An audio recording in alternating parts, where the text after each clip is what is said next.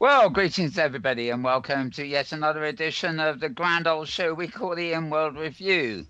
It's the 24th of April of the year 2016, and once again on the show, it is surprisingly just down to the three of us.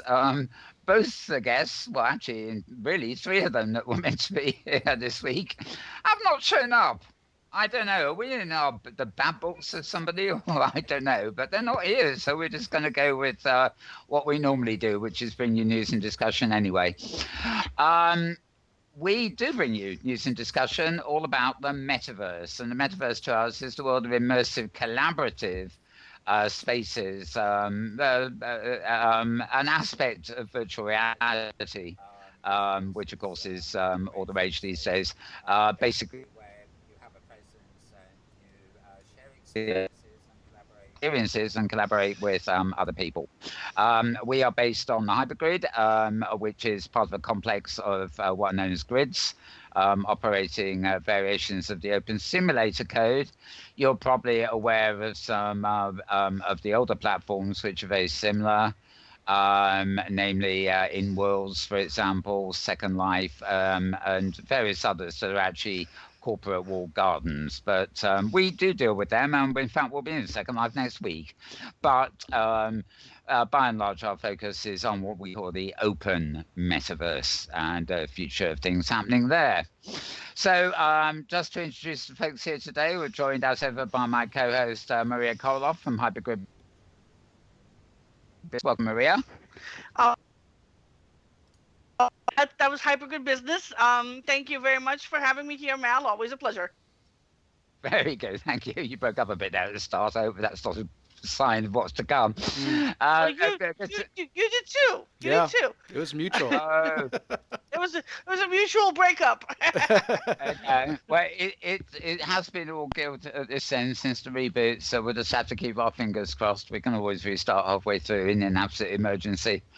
Anyway, also joined, of course, by James Hatloud, who operates all our cameras for us, and great conversationalist to sit in with us as well. So welcome, James. Oh, thank you, Mel. I'm glad you let me keep participating in this project. I enjoy it very much. All right. Yeah, well, we might kick you out one day if we run out of seats, but I can't think of any. That's right. I can't actually think of any other good reason to. But most welcome, and doing a fantastic job in the background, switching all the cameras as we go, so to speak. Okay. Right. Well, we'll start off as we always do with the news. Before I hand over to Maria, what I'm going to do is go through my own Twitter feed, which you can find at twitter.com/Malburns, MALBURNS, or one word.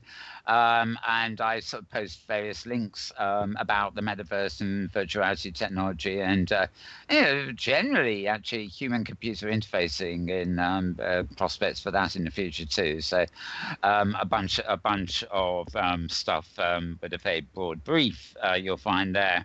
And I'm just going to read out what appear to be some highlights here. I will ignore the ones that go to Hypergrid Business because Maria will cover them herself.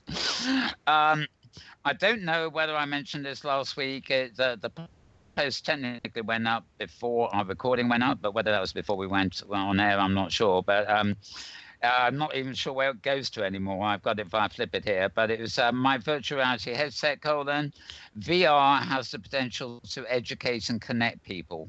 And I think I did mention that last week, because if my memory serves me right, it was an article in last Sunday morning's Guardian. Okay, so let's move forward to the replays of last week's show, which I'm sure you can find if you need them. Starting on Monday, adaptive focus VR video could consume 80% less data. This adaptive focus is, I don't think this was about NVIDIA's plans, but again, it was, I might be wrong on that point, but it's basically dealing with possible display side of technologies that it could give perfectly good visual fidelity without actually consuming the amounts of data bandwidth-wise that are required to view virtuals at the moment. Just a hat tip in advance to hypergridbusiness.com because I did check it out. Hardcore Henry. Oh, okay. Maria posted that after talking about it last week. Hardcore Henry offers a glimpse into the VR movie future. Yeah, yeah. Um, um, no, that's Maria. Only just to Maria. Right, a new video from Magic Leap shows your home as a user interface. This is a post at roadtovr, or oneword.com. And Magic Leap is they said to me more about augmented reality than virtual reality, though the two things do blend to a certain extent. Augmented reality often feels like a virtual reality that's mixed with reality, whereas virtual reality doesn't include the mix or something like that. But I've been seeing a lot of articles coming up. I don't know where any of them are on the list I'm reading out today, but implying that Magic Leap, when it from what they've been showing off, Magic Leap, when it does get revealed, could possibly put Microsoft's HoloLens device to shame. But certainly they are working on something very different and new. And I don't think it equates to any concept of a virtual world or indeed augmented reality that we currently have. So I think everybody's looking forward to what on earth it is they're keeping under wraps that they're going to come out. It's still a lot of secret sauce. They though, do isn't have it? phenomenal. It is, Yeah. but I guess there must be quite a few people in on the secret because they are raising capital investment like nobody knows. The money is pouring into it, so somebody somewhere must have a pretty good inkling of what on earth is coming. Otherwise, they won't be covering up money, would they? Or maybe they would. I don't know. BBC News had a report on reimagining Shakespeare's plays in a virtual reality game. And they have videos of this. And basically, well, it's very hard to describe. A BBC reporter and a number of people on this video were at this sort of exhibition. And in front of them was a screen with a theatre set for Shakespeare. And rather like Second Life, they were standing up in this real world environment, presumably with some kind of motion controllers, because they were then appearing on the screen as avatars, more like movie storm avatars than OpenSim Second Life style avatars. But what was fascinating was while they were watching it, they were actually having to read their part. In other words, they were playing the part on the Shakespeare stage, and they were reading it out, and everything they were reading and all their movements were being transposed into the virtuality screen at the same time. Rather like I'm doing on this program now, except that my lips aren't probably quite moving to my mouth, and my face does it. Well, let's just say there are limitations in what you're seeing on screen at the moment. This was actually being controlled by real people who were actually standing up and speaking on audio at the same time. So the only telling thing about it was a few of them got their lines wrong. But otherwise, it was a virtual production of Shakespeare. Anyway, you might be interested in seeing that. It's a flip it link, but I do know it leads to the BBC News website.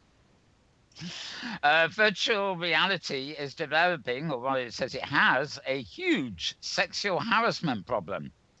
And I think this is rather serious. I mean, I know that people who follow games and VR to a certain extent, we keep hearing about gamer gates and, some male attitudes of gamers towards female gamers and stuff like that.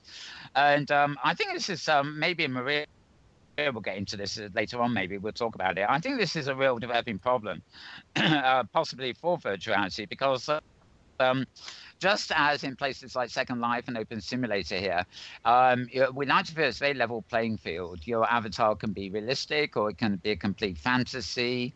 It can be what you want to be, or it can be what you are. But that level playing field is increasingly corrupted by, shall we say, old-fashioned attitudes. Well, I think that the same. I think that we're going to see the same issues as we have in social networks as a whole, where there's a lot of online harassment of women, and in Second Life and other virtual worlds where there's also harassment of women, and in multiplayer online video games where there's also a lot of harassment of women. Mm.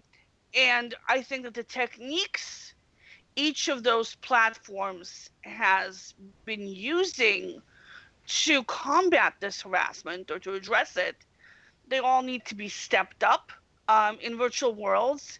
But that this isn't necessarily anything new.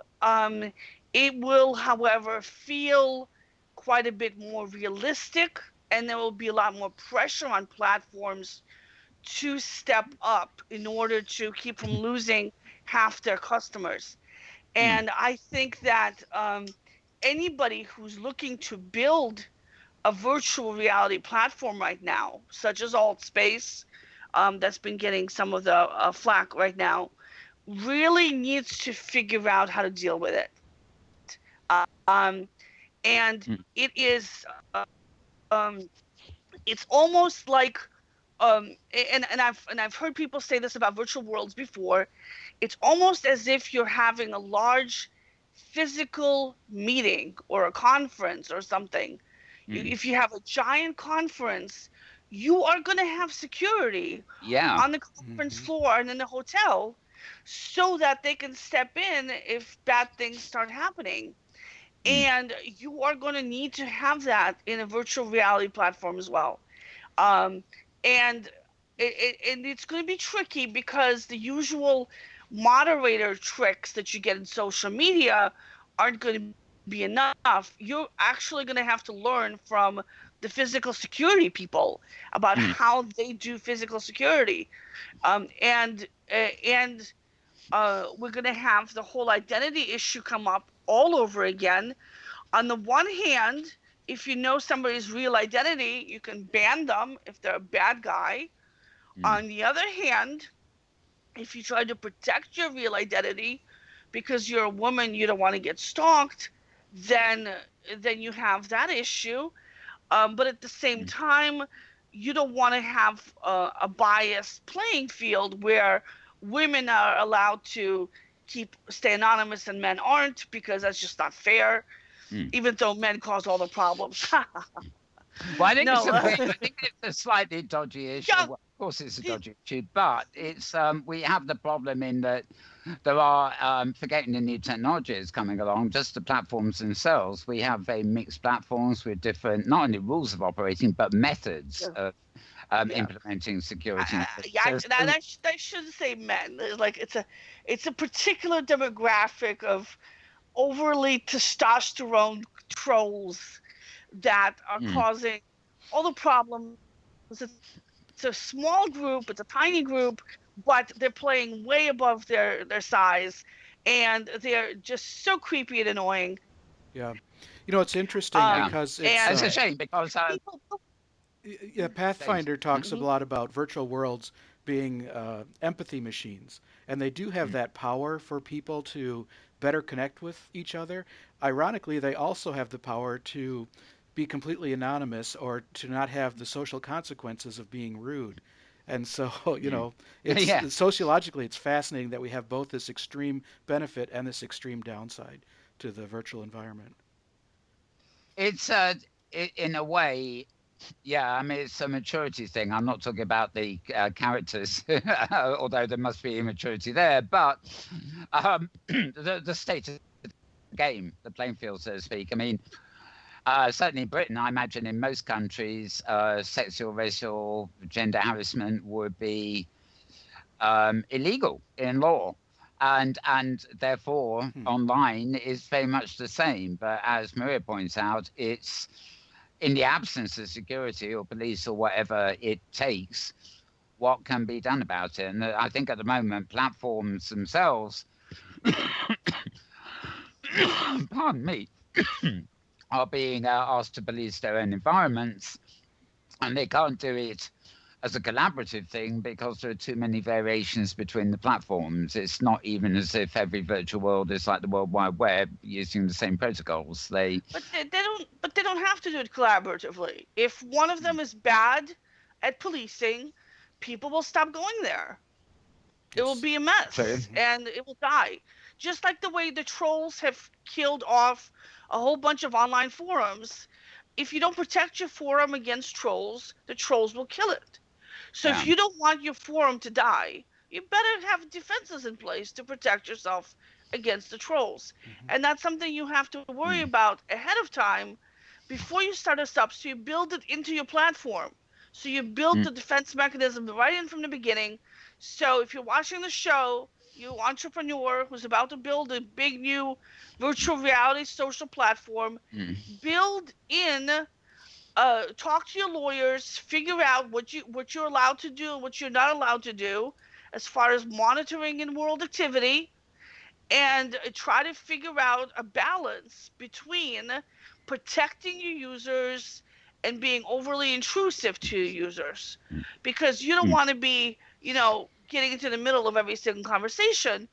And it's some things that and the other problem is things that might seem like harassment when gender is involved are not are often not harassment when gender is not involved.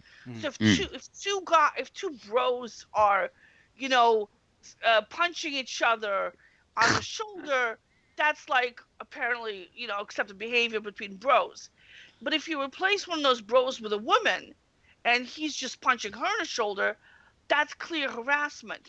But if that woman is actually a bro on the inside, Yes. right? Because it's virtual reality. Right. Okay, so then you're like, okay, is she a bro who doesn't care? Or does she care and isn't saying anything because she's a woman and she's been raised to be polite, but she's about to quit the platform and never return? Yeah. So you've got all these subtle things that we don't have the social cues that we would have in the physical world, where you might see the woman's facial expressions, that Yeah. her body language, and of course you know that she's a woman because she's presenting as a woman. So Yeah. therefore, any kind of physical attack on her or verbal attack on her, when a person, whatever the person's physical biology might be, Mm. if they're presenting as a woman, if they look like a woman, and if they're being treated as a woman, then they're being harassed as a woman.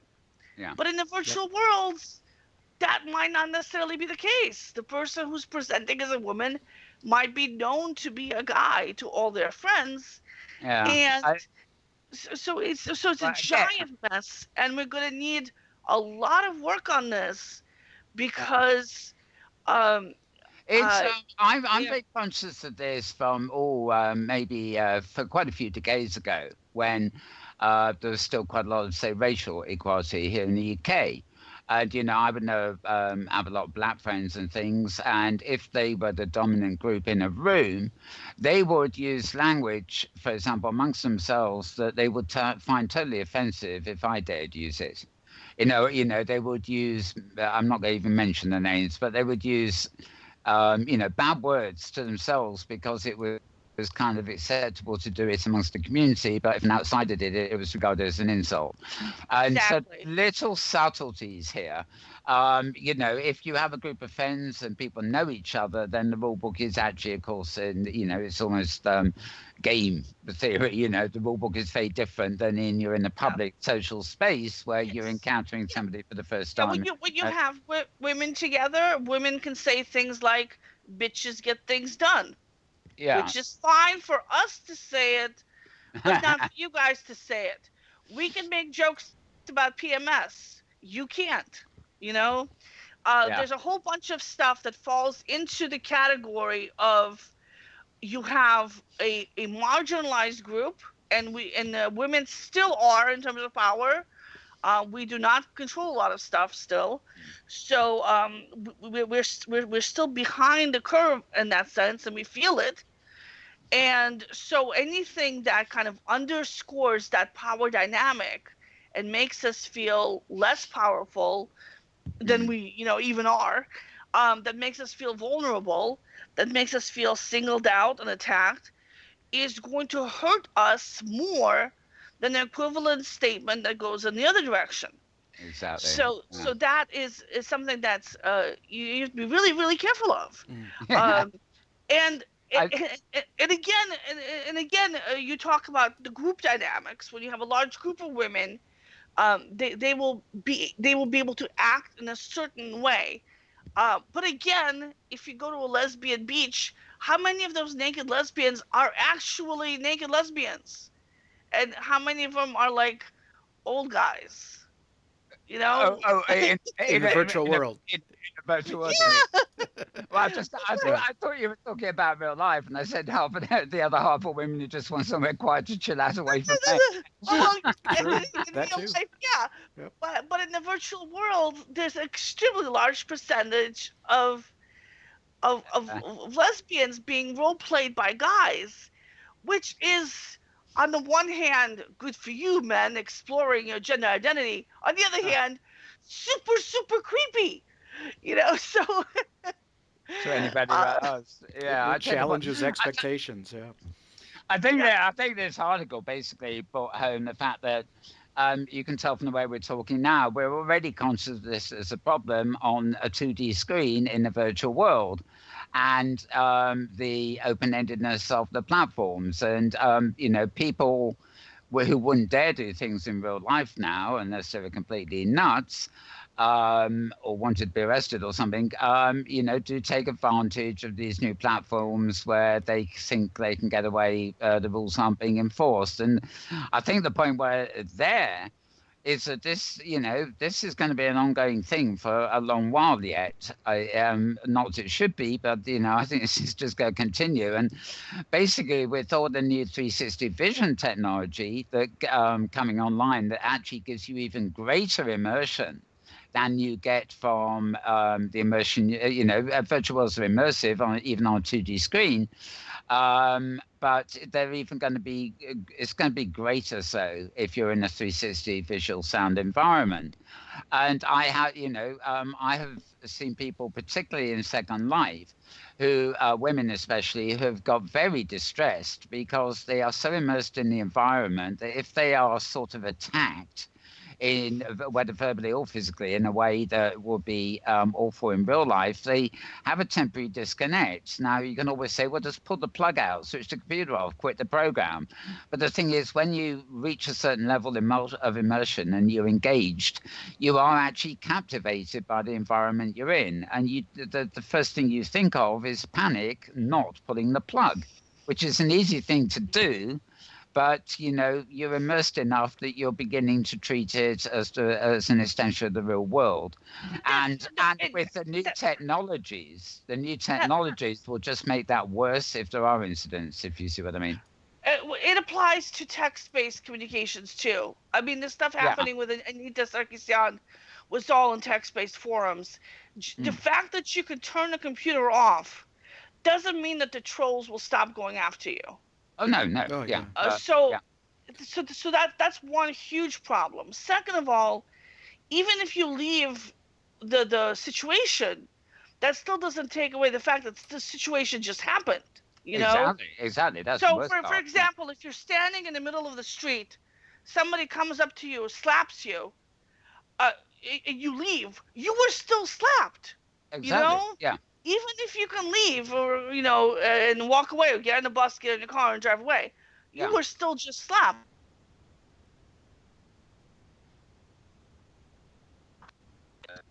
That kind And it of can happen in text too. But yeah. every level of immersion, every greater level of immersion exaggerates the problem. Now imagine in a case time I'm wearing a pair of nice glasses that wrap around my head 360.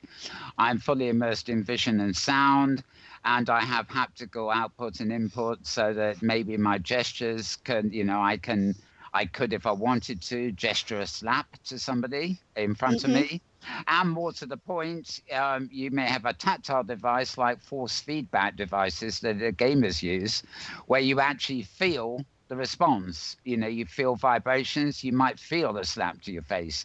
And what I'm saying is that with all this new technology, especially the VR input, viewing technology, we may be, moving at an accelerated place where the effect of something like a slap on the face becomes really so all too real, in a much more, it's real by the nature of the action anyway. But if people get upset when it happens virtually on screen at the moment, imagine how they'll feel if they actually feel the slap and feel like they've had a real physical confrontation, which ultimately is where this technology is leading us. And that's where I'm saying, I think that was the point of this article, is that we're just at the beginning of a road where, this could become a totally wild, wild west. Mel, I think the article is important. I take Maria's point that none of this is new. I mean, I think this has been dealt with in different types of communities before. And I've just wondered, either of you, if you have an opinion about, do you have any examples of forum communities or other online communities that have handled it well? I'm thinking of things like I go to Imgur a lot, and I go to Reddit a lot. And, they still have trolls, but somehow the community has dealt with that type of behavior. I wonder if you have opinions, on good examples of how this is dealt with. I'll ask Maria in a sec, but I personally don't. But it's if we think of it next week, when of course Tara Yates will be here in Second Life, she may have some input because she was what they used to call a chat cop back in the days of Apple's Talk. I think it was Apple's Talk City, and she's got a whole legacy of. She has a whole legacy of involvement behind her there. And I know that, those issues obviously came up way back then in text chat rooms and stuff. So she may have some response to that. Unfortunately, she's not here. So I've never really heavily been involved in chat rooms or things like that. It was it's the interfacing, the virtual interfacing and the virtual world itself that drew me. Obviously, the communities and things I've discovered here and friends I've made are very rewarding, but it's not something I ever did with forums, chat rooms, or anything else. It took the visual environment aesthetic to draw me in, if you see what I mean. Yep. Have you Maria, got any experience with chat rooms from way back or anything that does similar things as James was asking?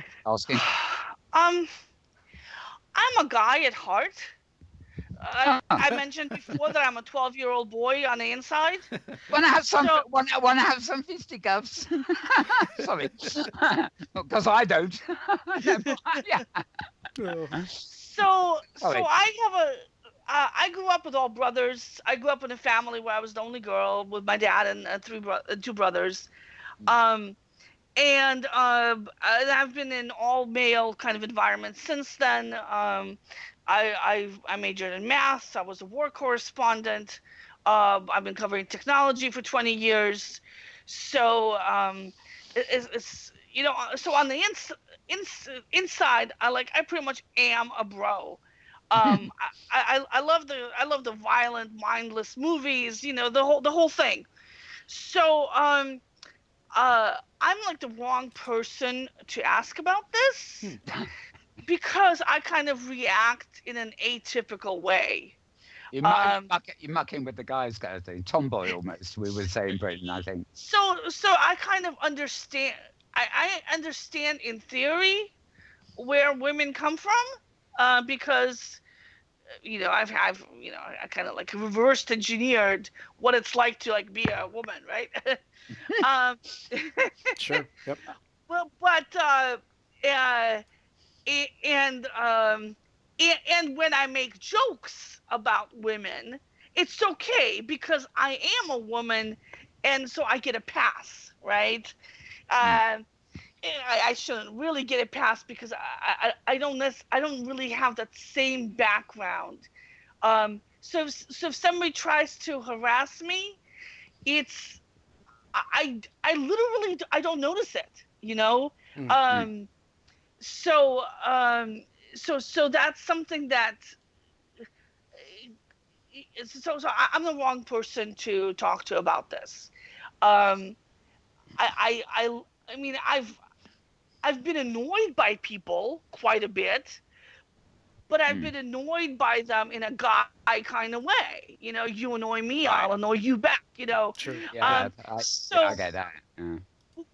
So I have I don't take. So many women would take things personally that I do not take personally, and but also many guys take things personally Oh, sure. that I Oh don't yeah. take personally. I get a lot of emails from guys, and I'm tempted to just tell them, "Oh my God, you're such a whiny little girl," which is, Oh, yeah, yeah. Yep. let's just say that there's plenty of whiny little girls on the male side of the spectrum, and the Yeah. phrase "whiny little girl" is totally inappropriate, and I'm so sorry I said it. Yep. So, Well, I apologies don't know. to It sounds to it all sounds women. like it sounds like it almost is appropriate. Actually, that's the point. Yeah.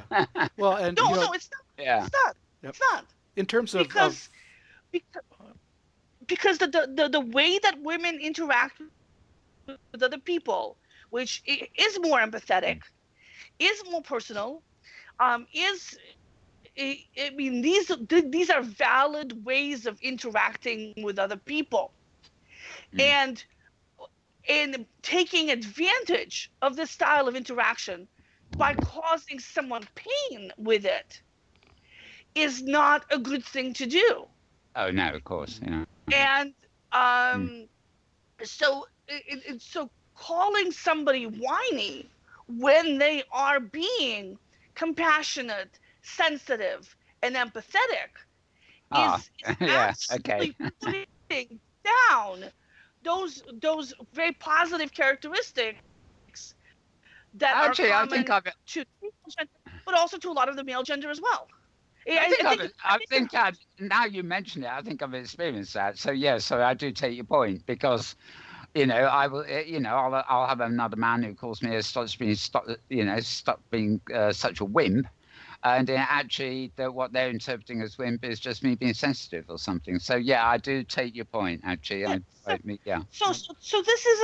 this isn't only a gender issue. Like I said, it happens. Men are more likely to be those kind of trolls. Mm-hmm.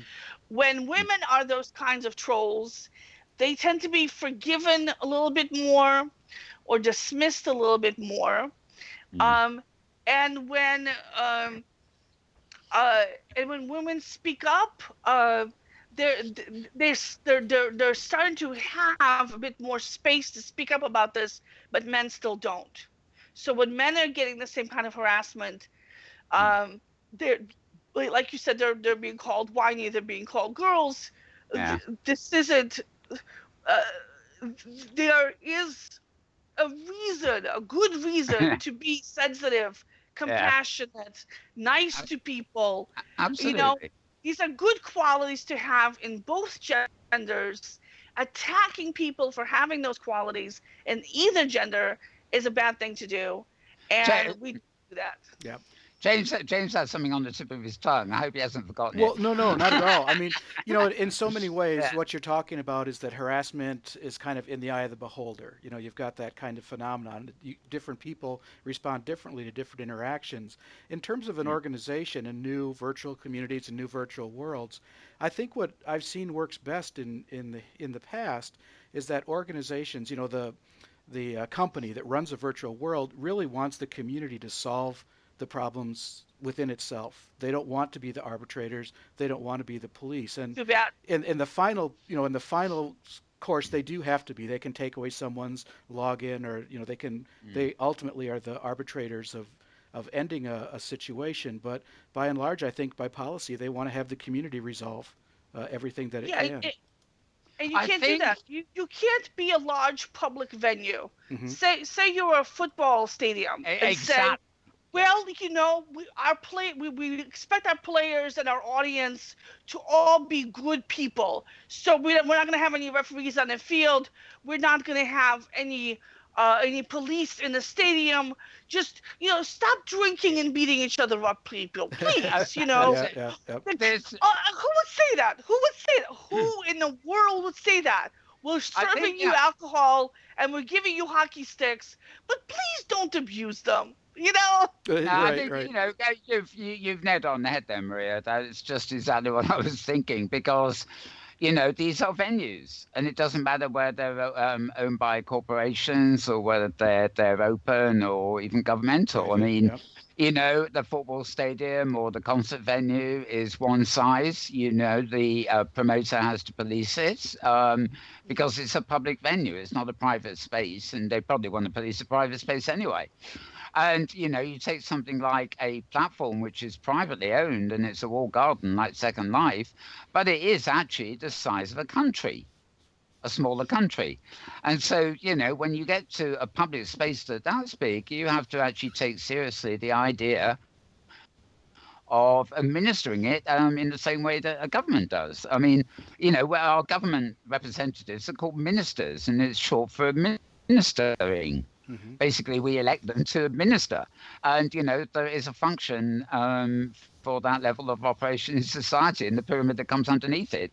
You don't want it to be too restrictive, obviously, but, you have to manage. I used to work as a site manager at rock festivals, and one of them, we were expecting 160,000 people, and we got 250,000.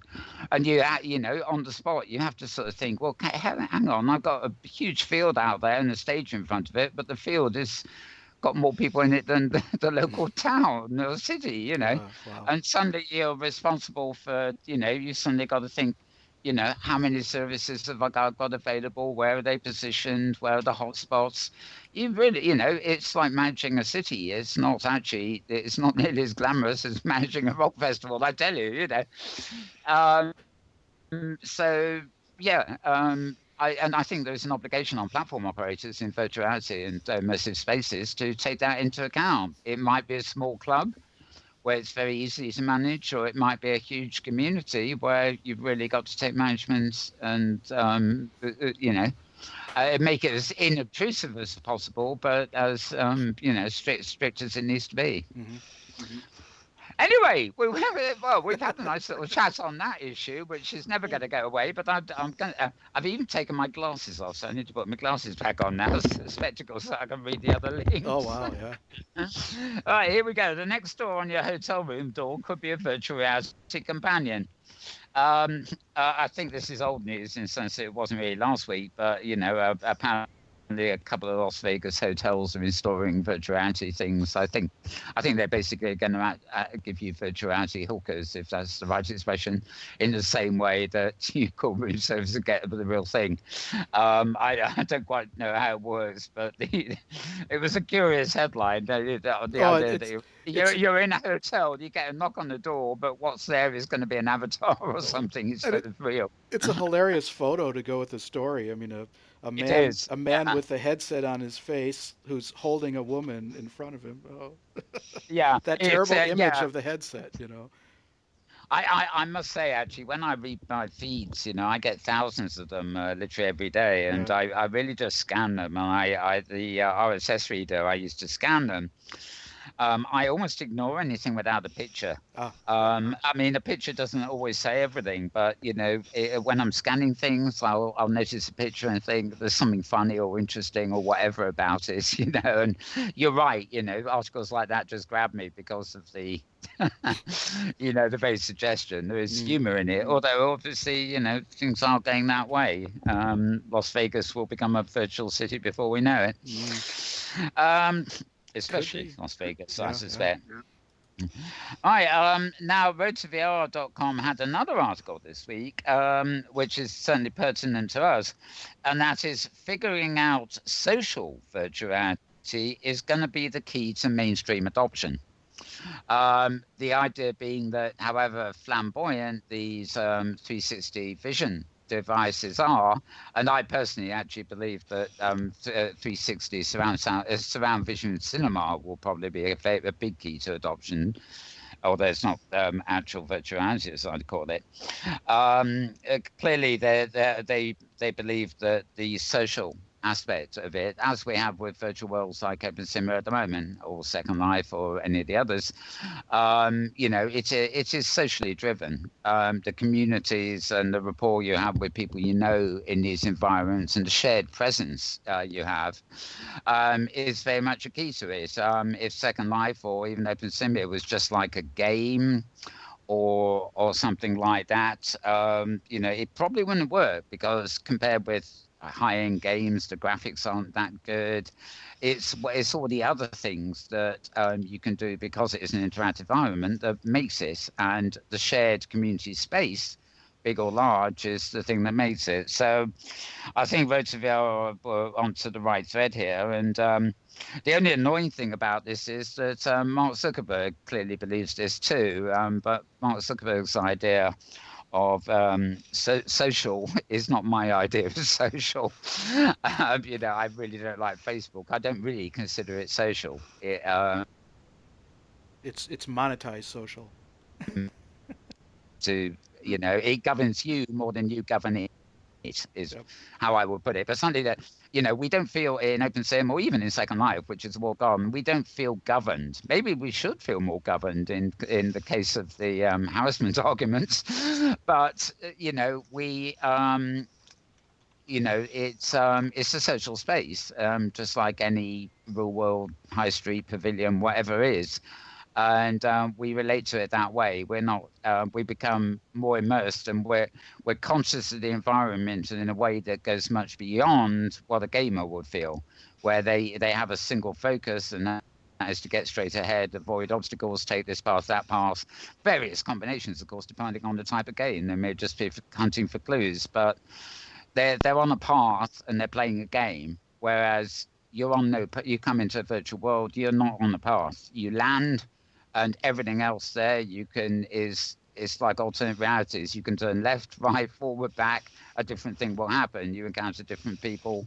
There's no predicting exactly how it will work out. And that certainly, I think, is a great key to the environments we have, and possibly will be a great key when we get all the hardware down to a manageable size for our surround vision. Anyway, moving on. I'm commenting heavily on everything as I read it, aren't I? Why a virtual reality web may never happen.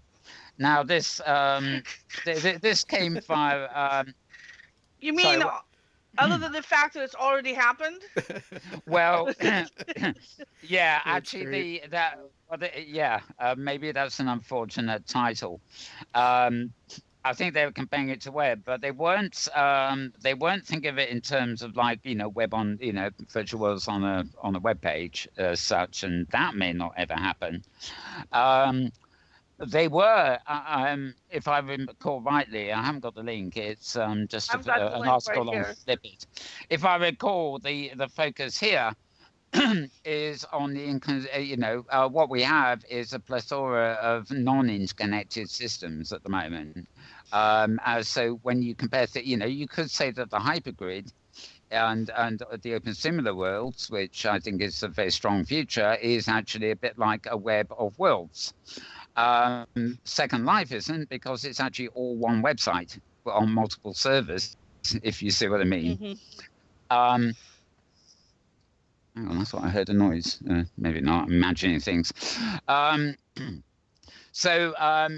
think it was coming back to protocols and things like that. Again, it's like apps on various mobile devices and things. They are sort of there, and they're portals into a specific place, and they very often don't interconnect with other places like the World Wide Web did, or still does to a certain extent. And I think the criticism there is that there are obstacles in the development of virtual reality that will prevent it from ever becoming, or in the near future anyway, some kind of interconnected web of worlds, so to speak. The hypergrid being the exception, of course. I don't understand any of these articles that say things like, because I personally do not see it happening now, therefore it will never happen. Why? but there's no place to put a comment in here. I don't see it. I can't see, so I can't even say, "You idiot." Makes a good headline. Gets attention. Yeah. All right. Okay, Yep. you guys are breaking up. Mm-hmm. Yeah, I I got a bit of break up there for a sec. Never mind. Never mind. I think hear we're y'all back. now. Yep. Right. Okay, let me move on on my list because I missed a bit there. Right. Flip it again. Pico, P-I-C-O, keeps its VR headset light by putting the processor in a gamepad. I've often wondered about these like lightweight headsets that you would actually control. You won't so much put your mobile phone in them, you would control them. They'll be self-contained and you control them from your mobile phone. Pico seemed to come up with another idea, which is a good old-fashioned gamer's gamepad. And I think you put your phone in the headset, and all the controls are actually done by holding this gamepad with both your hands. Interesting. It may be a valid way of interfacing with stuck in there. I suspect it's just one of the main. Well, yeah, Mary.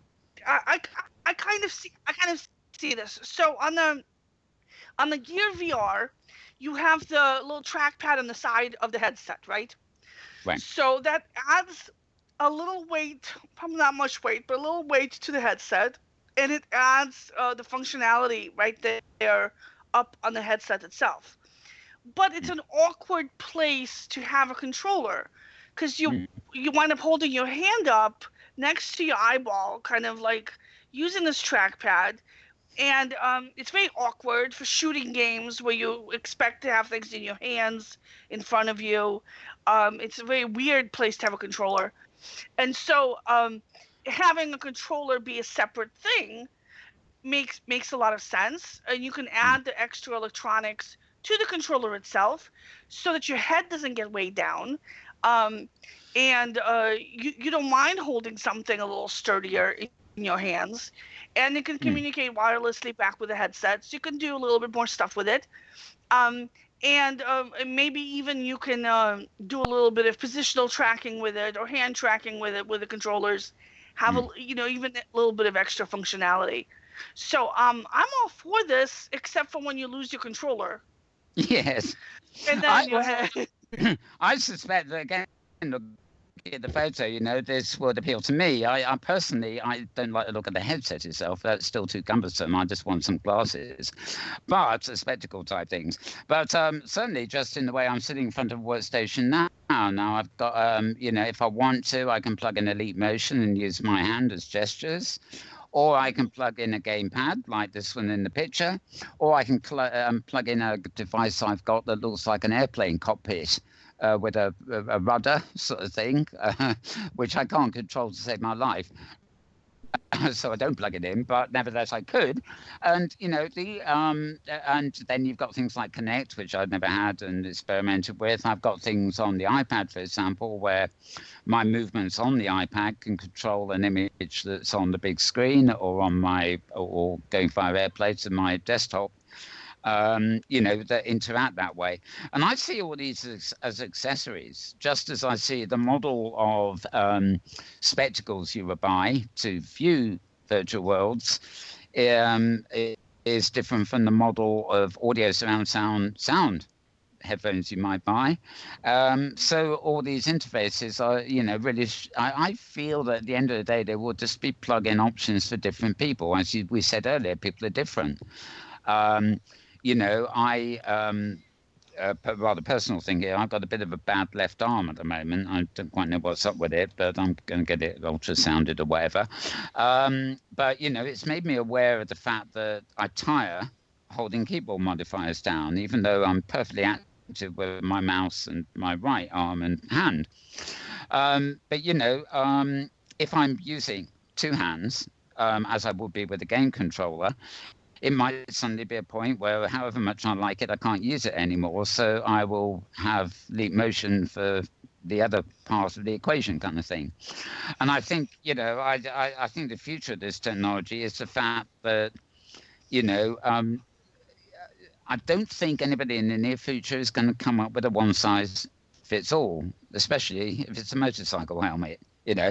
I think we have to have a range of, this is about human computer interfacing. I think we need a lot of input devices and possibly different output devices. And, different people in different circumstances will find the thing they need. We already see it in a minor sense because Google Cardboard is eminently successful because it is so simple in concept and you just slot your phone in it.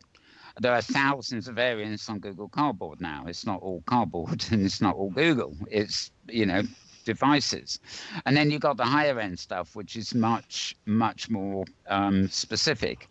And, the people who are going to buy the Oculus and the PlayStation and the HTC Vives and stuff are on a completely different plane from the ones that will just pick up some cardboard device, which is cheap and will do a lot of the job for certain things for them. But the person that wants to watch movies in close up to their eyes, in sort of ultra widescreen, is probably going to be more than happy with some kind of cardboard type device with the right lenses. They're not necessarily going to want to go for that bigger, bulkier thing, whereas high-powered gamers will probably want the big, bulky thing that, straps them into the cockpit of whatever they're doing. And I was thinking earlier, I was planning to mention it on the show, so I'm going to stick it in now. But back when I was a young whipsnapper kiddie thingy, early 60s, I guess, we had a thing that came to the cinemas called Cinerama. Oh, yeah. I may have had it. Do you remember it? Same name in America? Loved it. Yep.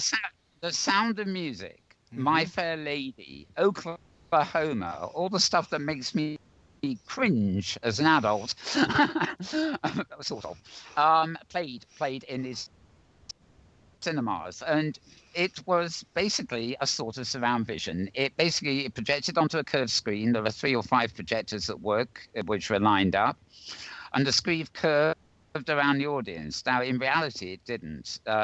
It seemed to come around the sides, but it never really came further down the sides than the front row. But it meant that you could pan around the films that were made, film for that, and see the things from all angles. But it didn't last. And I think if you ever see these films now in pretty much widescreen as they appear on DVD and stuff, you actually begin to realize why. Because the novelty was great. But if you watch the ones that are actually thinking ahead or sensible, they still keep the action in the center of the frame. The frame is very wide and it's a good old framing, but you can't see the whole frame at once. So when you see it on television, for example, widescreen or not, it's very important that all the relevant action can be seen in the center focus. Cinerama, of course, meant that everybody was looking around to see bits going on at the left and right, and they lost attention with the center part of the frame where the real narrative was happening. And some of those Cinerama things actually have action taking places at the side that you can't see when they screen them on TV. Others always maintain the focus in the middle despite the decoration on the outside and things. So the frame, even with that technology, the frame still existed because it wasn't as if an actor could walk to the side of the screen and the screen rotated to bring that part of the environment in focus. It was something you manually had to do to turn your head left and right kind of thing. And I think, in the narrative sense, films couldn't go really any further using Cinerama. They could extend the sort of hidden field of view so you felt more immersed, but they couldn't find a way of telling the story where the narrative would actually shift to the extremes of the viewpoint, because it would break your attention with another, the center part of the frame where, that people rely on for the main narrative. So it's a curiosity that I was just thinking of earlier today. Cinerama, in a way that tried to foresee this kind of thing. Yep. But of course, the screen didn't move. You had to look around in it, and you lost the narrative. Whereas, of course, with the VR technology, the idea is the screen will reposition position itself as you move, which is a rather different approach. But, maybe there are lessons to be learned from Cinerama when they start making 360 films, because there are similarities in the way you keep people's attention and stuff. Okay, next item, a virtual reality classroom simulator for teachers in training. Again, it's a flip it thing. This basically has a classroom for the students. They're all avatars and whatever. And the idea is teachers get trained by working with a virtual reality class rather than real people. Although, of course, in virtual reality, we do this already with real people and we have real classes. But basically, it's just extending the idea of having a virtual classroom of pupils to actually train teachers to get used to having a lot of pupils in front of them. So, it's not exactly airline pilot training, but it should hopefully help people do their job. The fantastic voyage of virtual reality health arrives. An article looking at health applications of virtual reality, how maybe I found that quite exciting, and it's just a handful. There's too much to go into. The idea that I could meet my doctor in virtual reality or visit the hospital in virtual reality is one thing, but then there's the whole other side of, you could have microscopic things in your body, like voice of, what was it? Shrinking Man or something, a tiny submarine the size of an atom going around your body, and you could monitor that using a virtual reality viewer and stuff, and doctors could find out all the things wrong with you by monitoring something moving around inside you using virtual reality. A whole load. There's a minefield of possible opportunities there, which when you mix them with biotech and stuff is a brave new world. Next we have Flip It. It's the beginning. The first virtual reality desktop app makes its debut. I think we covered this before, so whatever this article was, it was a bit late, but it's always worth remembering. I think this is for Oculus or Vive or maybe both. But basically, it's for a desktop. If you imagine that instead of going into a virtual reality game and putting your Oculus on, you simply load your desktop and view it in Oculus. This is a program that lets you turn your Windows desktop into a supposedly virtual reality one. I actually already have similar things to this that I no longer use that actually worked on a 2D screen. They would create 3D objects instead of normal icons, and they would take you to room-like folders and things like that. It seems to me that the so-called VR operating system is more of an augmented reality trick. It simply converts your monitor into something that can be viewed with a virtual reality viewer, and gives you the impression that you're folding windows in and out and scrolling around them. Interesting metaphor, but the sad thing about it is it just seems to be Windows. I think they might be able to come up with a demo using a slightly better operating system for a start. But interesting. I've always liked the idea of just walking across the room to my interface and doing a bit of hand flapping at it and getting it to do things by voice. So all good. Right. Few others from Hypergrid Business. Then we come to Meet. I've got a lot of background noise from somewhere. Maria, I think. Oh, that's back here. We got somebody mowing the lawn out the window. Oh, yep. That's what it is. Maybe you could mute until you talk again. Why don't I mute? Yes. Next up, we have Meet Strangers in virtual reality and create beautiful things together. Well, this is the social VR thing almost again, isn't it? So, Sounds lovely. That's what it's all about. Yep. That's what it's all about. Get into VR, meet strangers, become friends, and create beautiful things together. That says it all. Road to VR article again, .com. Voicesofvr.com, which is a podcast several times a week, number 347.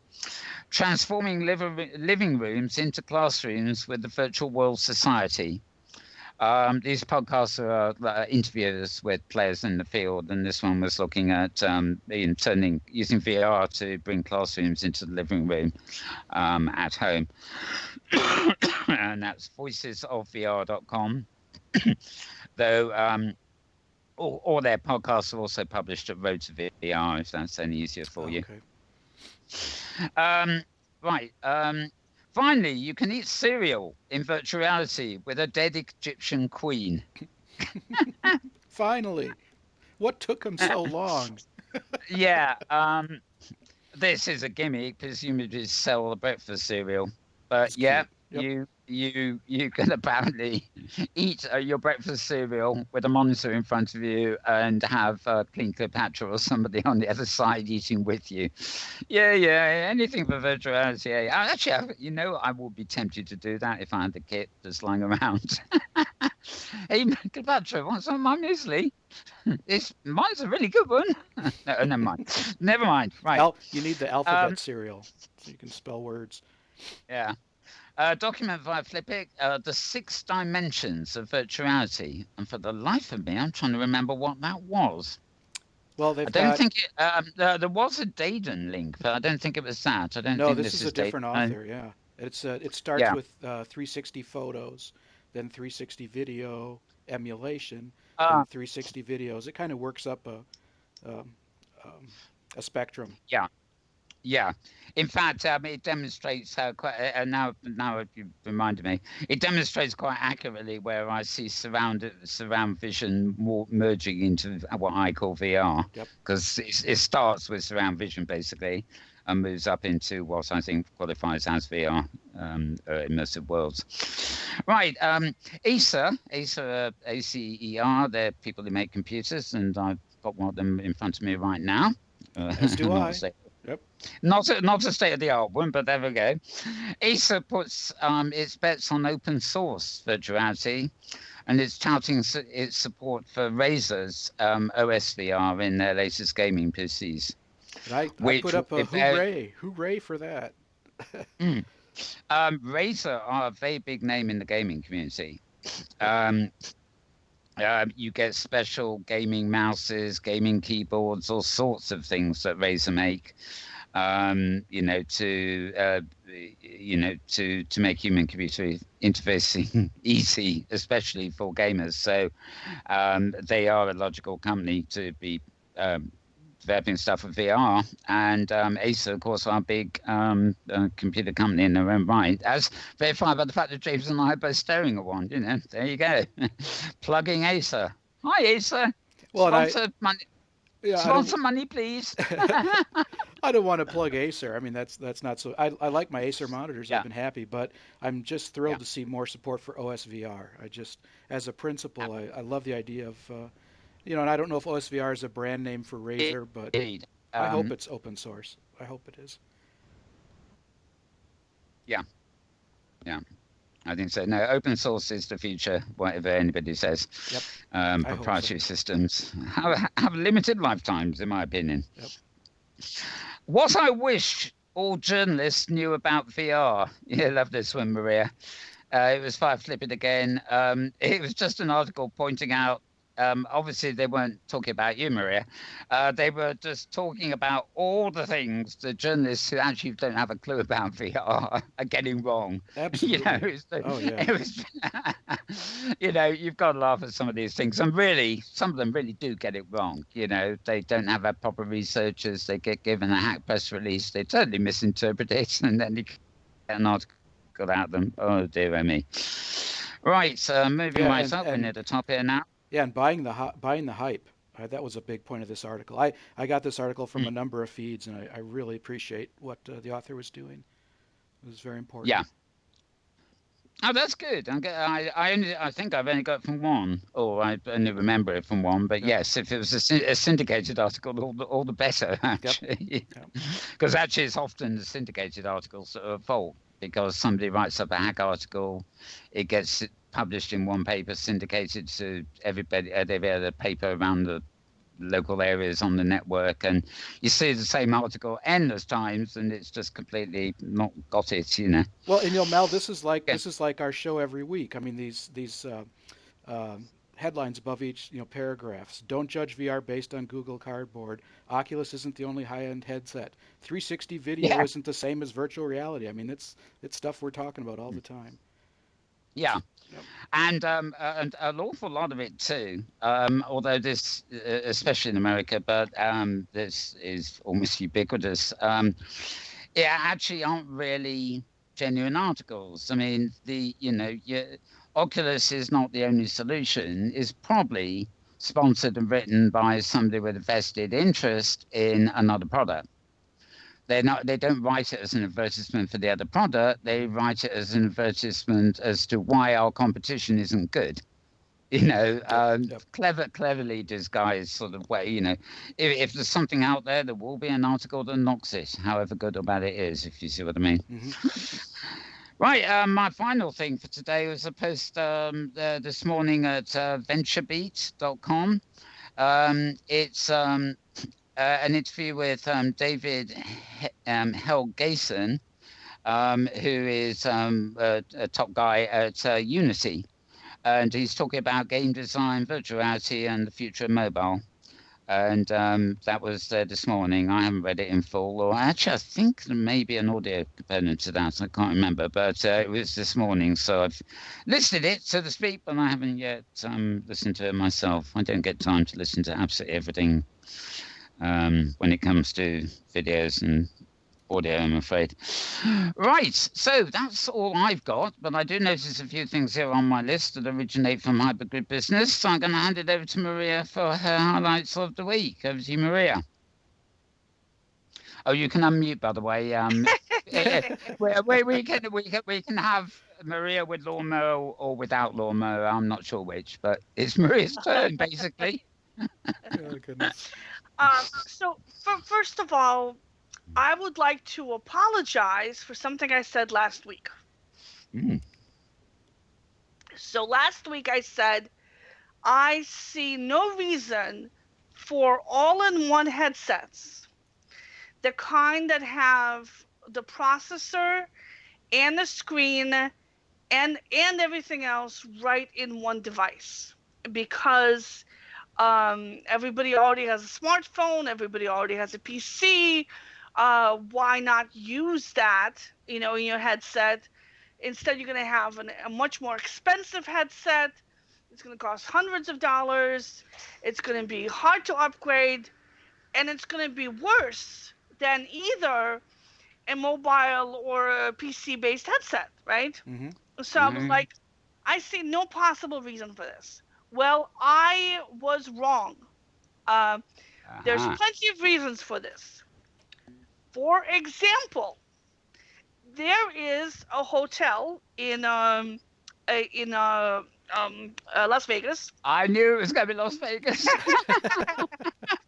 Probably more than one hotel in Las Vegas that is going to be putting headsets into its hotel rooms. Mm. Now, do I really want to have a headset tied to a PC in a hotel room where I supply the PC? Do I really want to have a headset that has a cell phone in it where I supply the cell phone? Or do I want to expect that my customers will bring a compatible PC or a compatible cell phone in order to use this headset? Or I can make a deal with a company to create a branded headset for my hotel, like the way I have branded soaps and branded, whatever else I've got in there, and have it set up specifically for watching a little tour of the hotel and its property, a little commercials for Las Vegas, and of course the good stuff, adult content. You call up room service and you actually see the chef who guides you around what's available down there before you order it. Because you have that already. You have the local TV channel that shows you, the videos of stuff, right? Oh, yeah, you do maybe. Yeah, okay, fine. Something like that, but in 3D, and maybe like 3D tours of sister hotels in other places. Sure. So most of these hotels are part of bigger chains, and they can have little virtual tours of the other locations. So you bundle up those 3 or 4 apps, right? That's all you need in there. And those kinds of apps work really well with an Android operating system. They don't need a really high-end processor because they're single user, single person tours. Um, and so somebody just asked about the lawnmower. Yes, it's my lawnmower. Oh, There's somebody mowing. I'm I'm sorry. I was asking. I have a mower here now by me, so I wondered if it was coming through. Oh It's no, it's Okay. fine. Okay. Yep. Good. Sorry. okay. So that is like a great example of a use case of an all-in-one headset. If I was a manufacturer of all-in-one headsets, I would definitely go after those people. Another example, I was at a technology conference last week, and there was a VR demo there. AT&T was doing a virtual demo of a cybersecurity center. Again, another example of a case where an all-in-one headset would make a little bit more sense because they wouldn't need to have a bunch of smartphones loaded into uh, like a Gear VR or something like that, where they're wasting their money on a Samsung phone. They could have something that's just customized for VR presentations. Again, if I was an all-in-one headset manufacturer, this is what I would go with, so that, and I would sell it to people who do trade shows and conferences because it's an easy way to get something that I can get out, and since these are enterprise buyers, they're more willing to pay a higher price for a product than end consumers.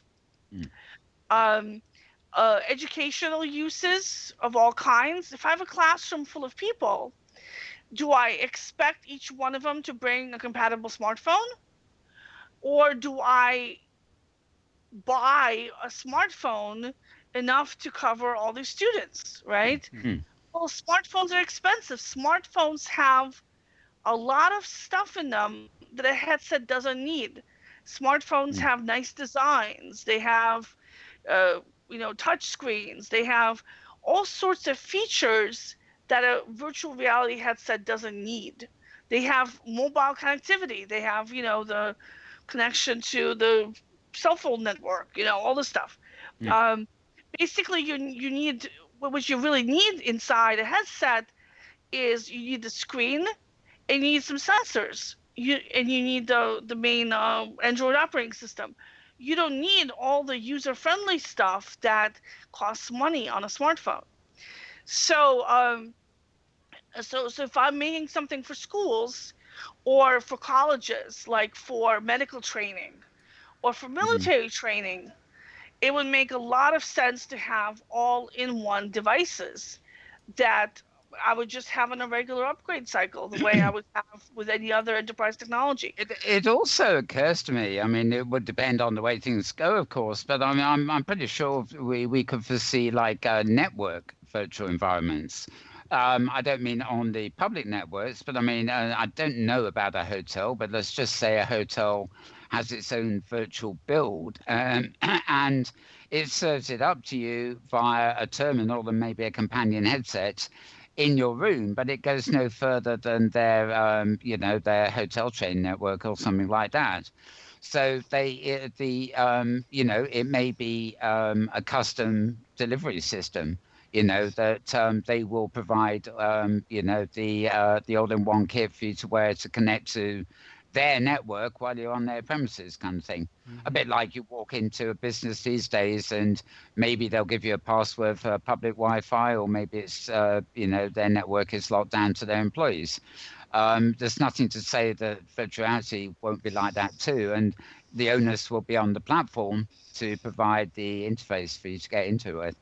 No. Maria, did you mention airlines? It seems like airlines would be a big one for this.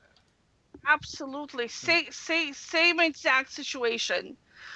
Because you don't want to have all the overhead. You don't want to pay for the cell phones. You can't have a PC that you're tethering to on an airplane. Definitely, and they definitely have the money to pay for these, especially like for first class passengers. So the hospitality, travel, real estate companies, any kind of conventions, um, roller coaster rides. Oh, So the ones like in Yeah. Six Flags here, they're taking a Gear VR with a Galaxy phone and using it to repurpose old roller coasters.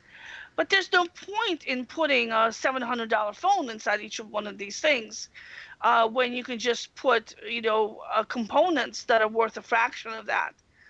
So if I was one of those manufacturers, I'd go after the the arena gaming, where you want a portable headset for running around and killing people, or riding a roller coaster, um, but you don't want the overhead of the having a PC or having a smartphone. So I think that video game arcades would be great for this.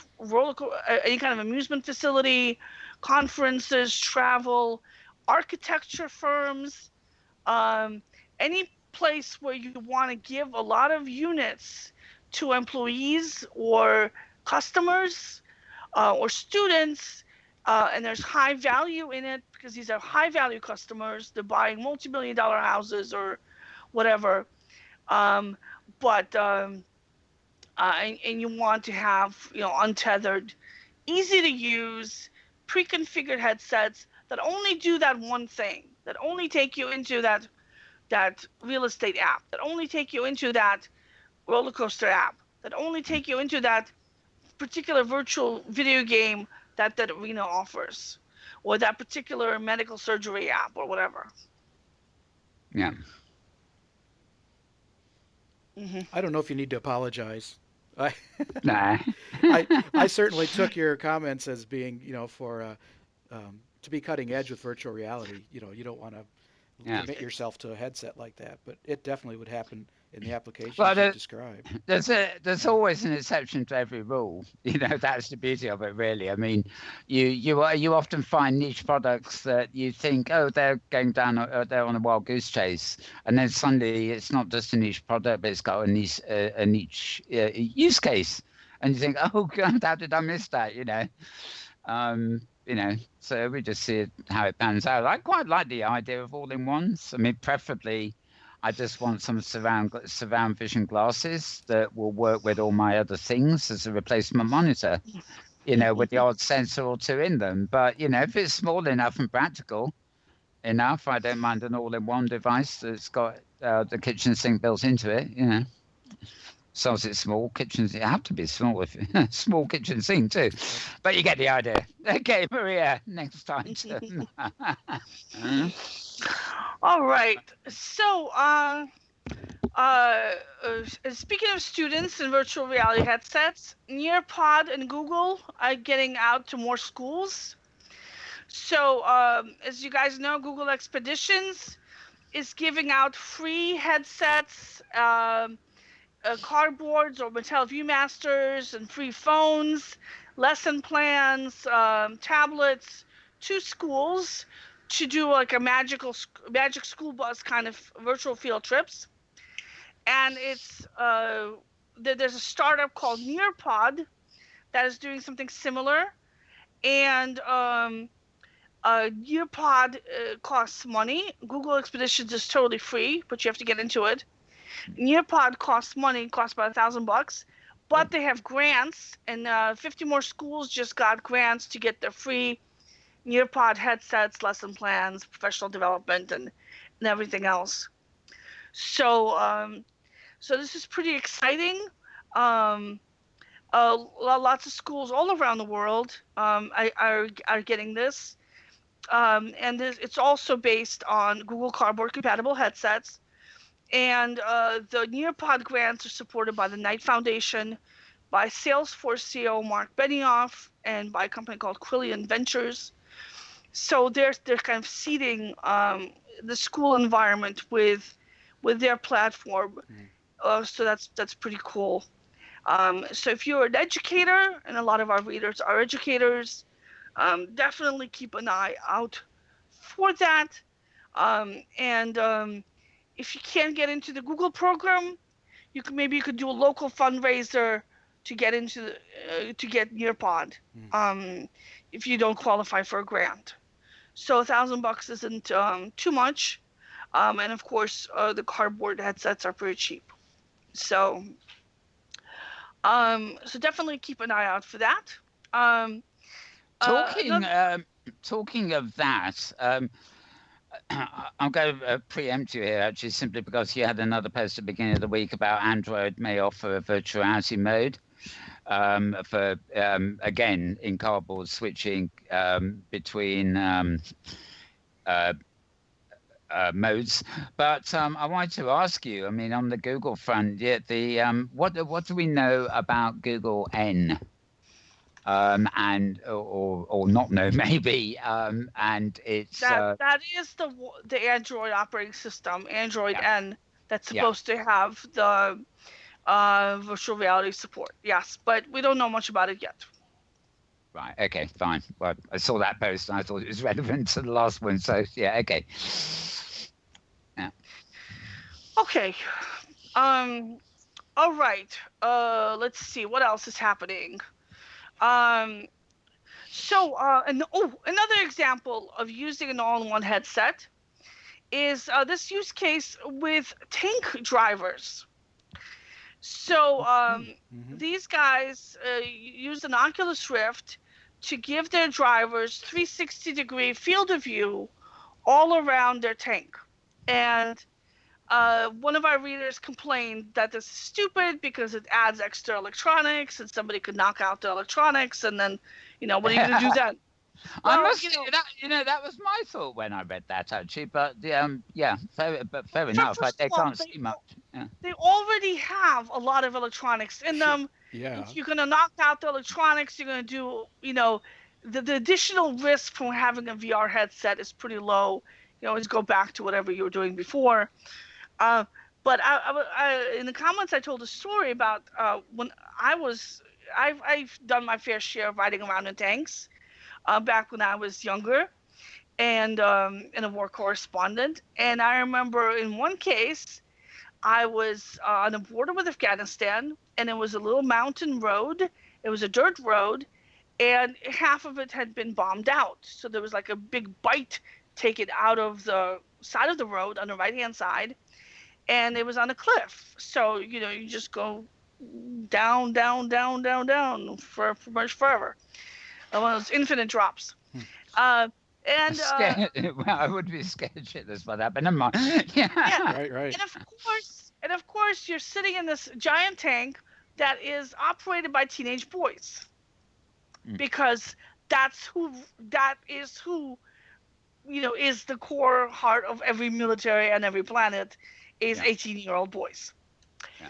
So in Russia, they have a 2-year enlistment cycle, so their 18 and 19-year-old boys are running all this equipment. So in Russia in particular, these 18-year-old boys come from a lot of different republics, so they don't even have a language in common between them. Wow. Oh, what fun. So, but they're still boys, so they're showing off because they've got a girl in the tank with them, right? And so they're going, but you should be showing off anyway because they're teenagers. They'd be going fast whether I was there or not. So they're going fast down this mountain road, and the driver's sitting down inside the tank, and he's got a tiny little field of view. Because you don't want to have a big field of view because then somebody could shoot in and kill everybody inside the tank, right? So, so there's a spotter standing up halfway out of the hatch on top, looking all around, telling the guy down inside the tank where to go. I never understood why they didn't fit tanks with the equivalent of periscopes, but that's another thing. They do, but again, the periscope is a tiny little view screen, Okay. And it's you can't look at the periscope and drive at the same time. Anyway. Fair enough. So yeah. So anyway, so you've got a guy standing up because it's peacetime, so he can stand up. Now, if they were under fire, obviously he wouldn't have the hatch open and standing up. he'd be looking out through some kind of periscope. But it's peacetime, temporarily. I mean, there's a war on between these two countries, but then nobody's shooting right at that particular moment. So he gets to stand up and look out, and he sees this giant hole coming, and he says, there's a hole coming, go right. And the driver down underneath, veers over to the right into the hole. So the guy on top goes, no, right. And the driver veers more into the hole. And the tank is now at like a 45-degree angle. Oh, When the kid on top realizes he has his right and left confused, he's I was just going to say. and so we're like balancing there, Wow. and then he recovers, goes to the left, and climbs out of the hole. But if that had been like a second later, we would have rolled off.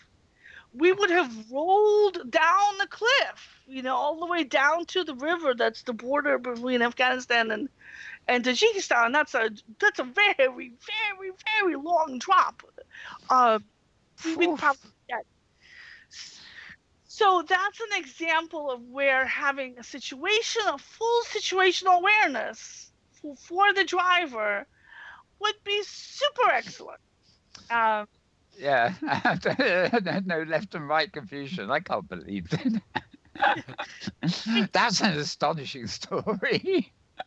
That's the thing we've said, that these multi-million-dollar pieces of equipment around the planet are all being managed by teenagers, teenage boys and girls who, some of them are there to serve the country, to get money for college. Some of them are there because they've got nothing else they can do. And or they're being conscripted. Yeah. But they do get a lot of training too. There's a lot of training for that.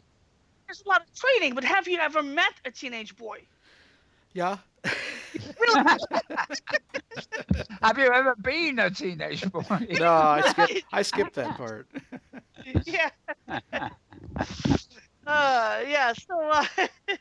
I must admit, I must admit, I skipped the interest in tanks and warfare. So.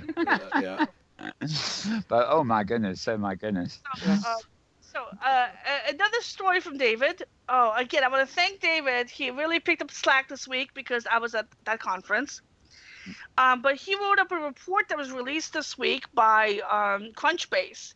Crunchbase is a company that tracks venture capital investment. And women make up only 7% of venture capital investors. And that's like a really, really lousy thing. And so there's still some data there. So if you're a woman and you're looking for venture capital funding, there's a list of firms there that are slightly more likely to give you money than other companies. So definitely go take a look at those. Good, very good. Yeah. All right.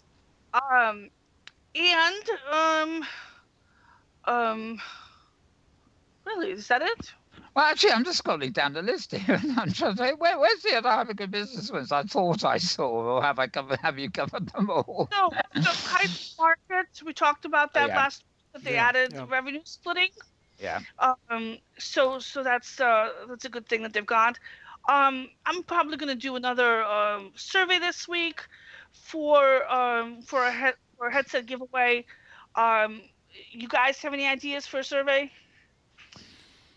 Oh, okay, now, yeah, I probably have massive, and I can't think of any of them offhand, of course. Good idea. What I'll do is, maybe we should ask the listeners to send their ideas for a survey in order to win a headset for us. A survey indeed. All right. So, other things that I don't know if you've picked up on this. Did you see the little news that GameStop will be selling at least 5 different virtual reality headsets? Did not. Wow. It's a major chain in the United States of video games. Yeah. So that's something that's a really good sign for video games. Um, what else? I think I'm not sure whether they're over here or not. So there was a chain, or I think it was in trouble at one point, called Game or GameStop, and they suddenly it was the place to go and get the box games and also accessories to go with them. So yeah, so one chain store that does that is worth any number of specialist shops. All right, and I also have received a couple of headsets in the mail while I was at the conference. One of them is something called VR Toto, and it's kind of like weird. It's got a little weird cutout on the front, like a giant pair of sunglasses. So I'm looking forward to trying that out.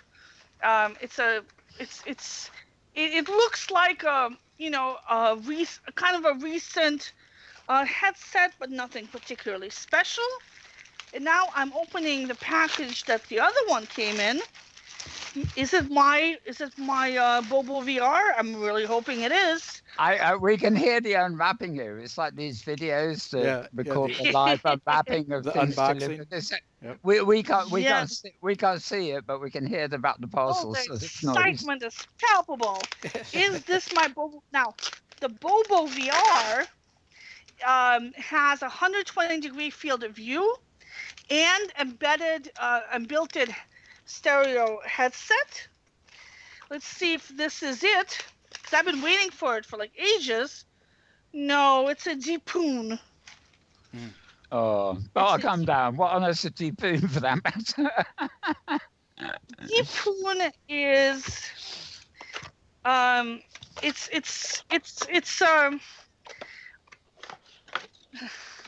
it's tiny.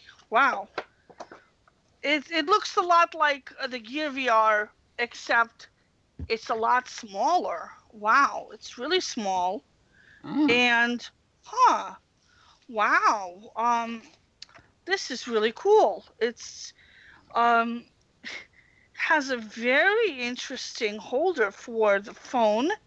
Very tiny and light. Oh, I'm looking forward to testing this out. So I'll be posting both of these later on tonight. I'm really looking forward to this. This looks pretty cool. Okay. Yeah, small and lightweight gets me every day. Yeah, Right. but it still fits over my glasses, and it comes with a remote controller.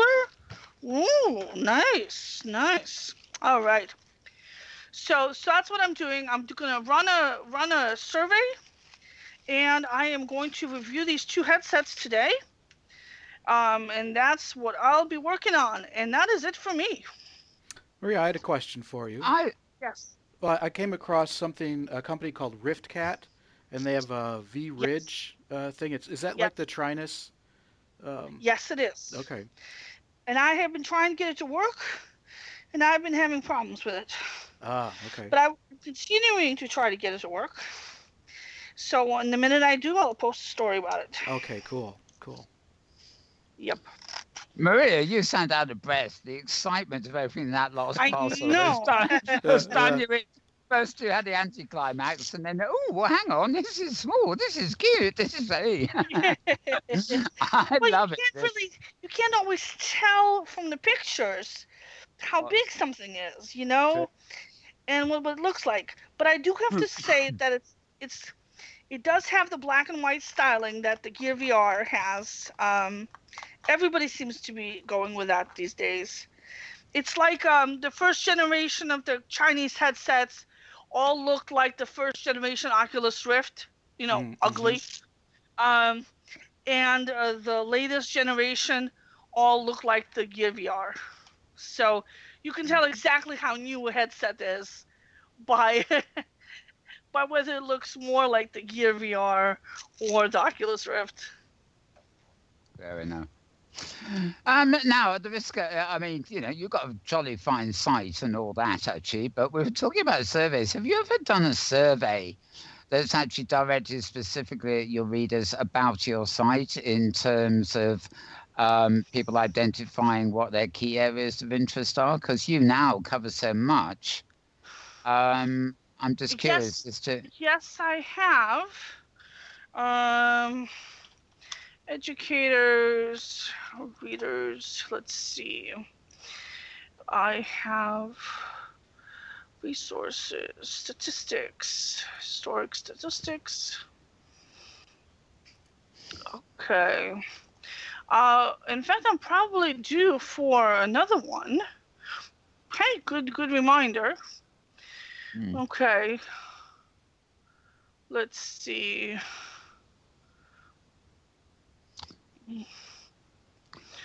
Huh. It's always interesting to get the feel from the readers of the main sites or something like that, which covers so much. Just what proportion of are cued in to the latest technological input devices, output devices, for example. How many are interested more in the platforms like the wolves themselves, and just that kind of breakdown of interest. It's obviously going to be very wide given your coverage, but I was just curious. Yep. But you have to keep in mind that not all people read all the articles. So, for example, a lot of people come for just a particular article, Yeah. like QR reports um, for virtual reality headsets. So they are going to be so we're not really going to see that coming up in a survey so much. Yeah, actually, I know what you mean. People like me who read RSS feeds. We look at the headline and the picture, and we go for the topic rather than sometimes we forget which source we're clicking on. Right, but you might be more tempted to take that survey because you've got more of an interest in OpenSim business, in OpenSim. I mean, in hypergrid business. Yeah. Versus somebody who's who's just follows a link to an article. Yeah. isn't necessarily going to stop and take a survey. Also, if you do get a free headset, well,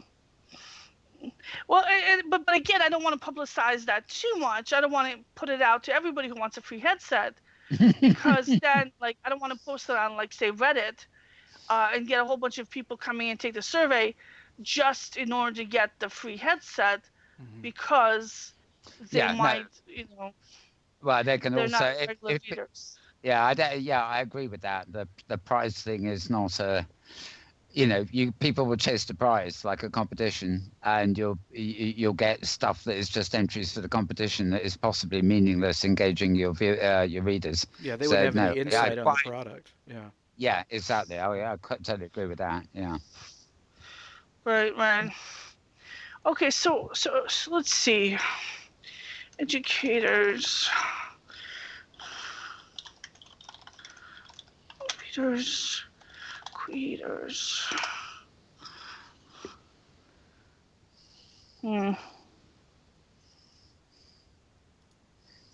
Huh.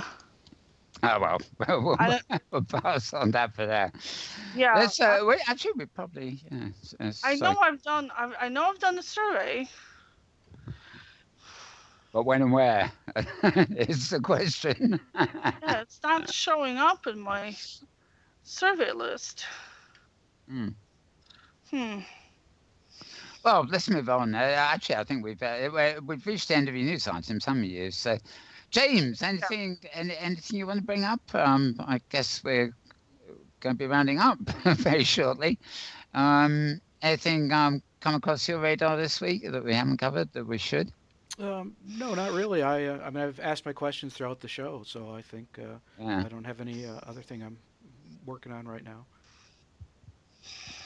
All right. Did anybody, because I didn't, go to Nara Nuke's fashion thing yesterday? I think I was getting my messages and all the time song. It's a hypergrid fashion show. Yeah, I didn't. 2016 or something. Of course, it's all colliding with Fantasy Fair in a certain other place and stuff. So,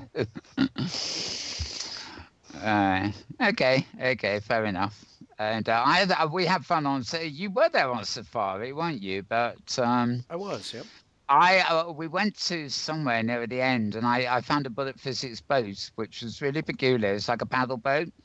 And I found it on an outlying island, and I started paddling it, and there was no speed control, but I started heading towards one of the bigger mainland areas, and lo and behold, it climbed up the sand, and it climbed up the hill with me paddling it, and we got to the top, and there was Thurza and Pathfinder, who immediately jumped aboard, and then eventually, Pathfinder just shouting, slavery, row, damn it. But then I took them down the other side of the island, and then got onto the ocean again, and then found another small island with another paddle boat in it. So then Pathfinder was able to get one of his own. Now, was that on the first stop or the second stop? I think it was second stop. It was not it was the one before the last stop, because the only thing that brought pay to our little adventure was the fact that we were due to teleport across to the next stop. Yeah. And of course, when I actually got out of the boat, I discovered that the boat returned to wherever I picked it up, and it probably took Pathfinder Thurza with it, because I could see no sign of them until we got to the next destination. That was a bit of a mystery, but yeah. Well, I experienced a lot of grid connection issues, so I think a lot of people were, at least at that first stop. So. Yeah, there was one. It was really sad actually, because Nee Lemon. I've spoken to her phone with Steve Franklin earlier in the week. And she'd almost been giving me this whole spiel on Portugal, and she held back because you'll hear all the rest, of safari, and of course we got some nice music while everybody was rezzing, crashing, and re-rezzing, and crashing, re-rezzing, but we never got to actually hear her speak, which because she was going to do it in voice and everything. So it's a shame, but. Yep. That's life, I guess. So, but for those of you who don't know about it, Hypergrid Safari leaves from HG Safari Sim on Franco Grid most Wednesdays at noon.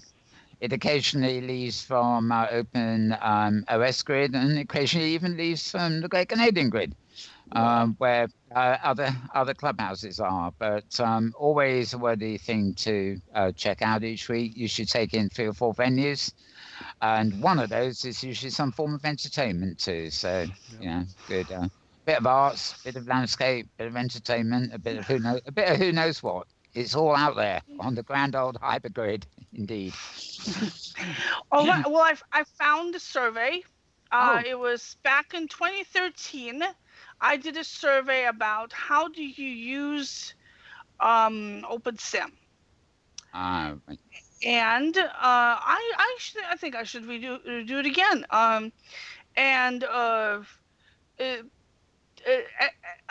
Educators were a big part of the group.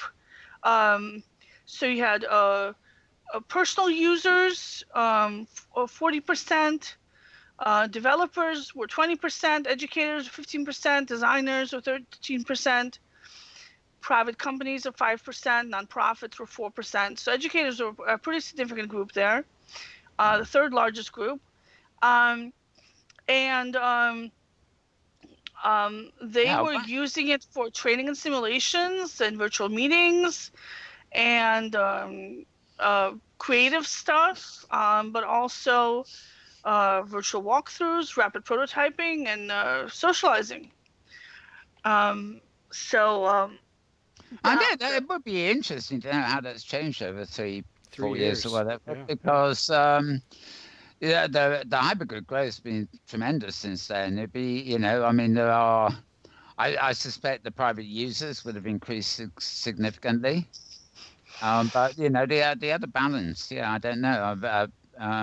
It would be interesting, because the rules, the demographics on one grid can be very different from another grid, and the aggregate of demographics across the hypergrid is, almost an unknown unless, people actually put in their statistics or whatever.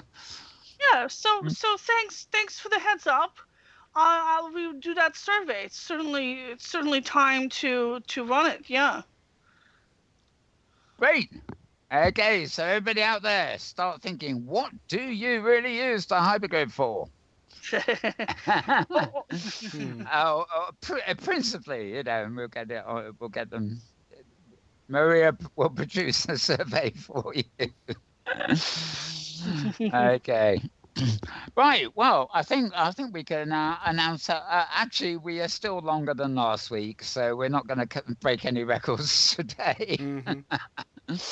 But yeah, we covered quite a lot of this in the show, and we got a lot of discussion in earlier on too, which is nice. So I covered quite a lot. Any other things to add? Anything from last week or week coming up that occurs to either of you, James? Maybe. No. No, all blank. Pretty quiet. Same with me. The improving weather is takes so much of my attention. I'm spending so much time doing garden projects and house projects, so it draws me away from the computer, which is probably a good thing. I think it does. I'm actually waiting for the. This is the time when surely the Australians, at least, are hunkering down for winter and should be coming online more. But I guess there's more of us in the northern hemisphere than there are in the southern hemisphere. But I always get over that. Sort of Sims decorating for winter and then spring and then summer, then autumn, definitely. then winter. And, I actually perceive around here anyway that. The seasons actually work on the basis of height. Water level is always tropics, the mountaintop's always winter, and I'm spring and autumn collide depending on what side of the mountain you're on or something. Yeah, sure. It's a good way around it. Good way around it indeed. Maria, anything else you can think of? Or Well, I found a link to my first survey. And I just posted it into a text chat. That's the one I'll be following up on. Right.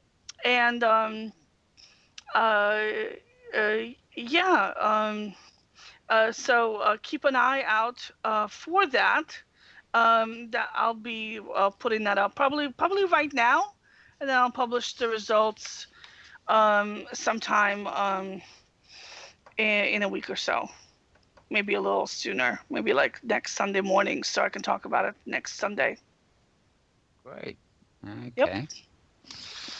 Well, talking of next Sunday, it has occurred to me only today, actually. I've realised it will be the 1st of May. May Day on a Sunday, yippee. But being the first Sunday of the month, it also means, of course, that we'll be booked to broadcast from our Chilbo studios over on Linden Labs platform. What's it called again? Something or other. Another life? Yeah, Another Second world? Life. Right. That, ye oldie Second Life-y. Ye oldie spelt with an E, Second Life, Bridge spelt double E, double D, and what the hell. No, so it's still a fine place. And actually, I do hope to get in there during the week to actually find a quiet time when I can actually get into the Fantasy Fair. The Fantasy Fair is always the best annual event in Second Life because it's just like this wonderful other world in terms of architecture and storytelling and stuff, and it's all part of the Relay for Life fundraising. And it's probably about 16 Sims where everybody's collaborated to build this fantasy world. So quite into that. I'll get to that if I can. I still haven't gotten through the LEA, the Linden Endowment for the Arts. All those Sims. Oof. Yeah, I know. They So kind of all end up on the list. Yeah. What I need to do is remember before next Sunday to just hop over there so I've got something to talk about in Second Life. Yep. But we'll see how time goes. We'll probably manage to do that at some point. And we'll probably have a couple of Second Life guests as well. I have no idea at the moment, but that'll be that. Okay, well, I think I'll just start wrapping. I'd like to thank, as always, my co-presenter, Maria Gorilov. Thank you, Maria. Always a pleasure to be here, Mel. And thanks to James Atloud, and also for working all those multitude of cameras that are running in the background. Thank you, James. Oh, absolutely. You know, I love living in the future where my job is pushing buttons. It's just like George Jetson. Yeah, I know. you, You can you know, you can feel like a keyboard musician, can't you? Click, click, click, click, and Right, all the right. wonder happens. I was in a airport shuttle going to my hotel for the conference, and started talking to the driver about self-driving vehicles, Mm. because that entire profession of driving is going to be disappear.